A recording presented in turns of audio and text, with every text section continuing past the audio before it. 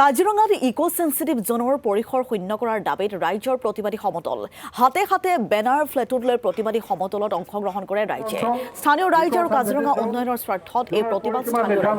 স্থানীয় লোকৰ সমস্যা সমাধানৰ বাবে চৰকাৰক শীঘ্ৰে উপযুক্ত পদক্ষেপ গ্ৰহণৰ দাবী প্ৰতিবাদী ৰাইজৰ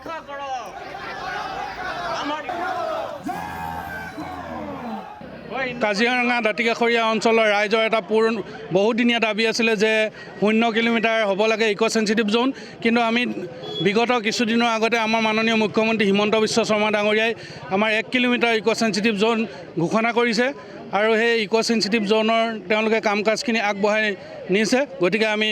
মাননীয় মুখ্যমন্ত্ৰী হিমন্ত বিশ্ব শৰ্মা ডাঙৰীয়াক আজি আমি ধন্যবাদ জ্ঞাপন কৰিছোঁ আৰু আমাৰ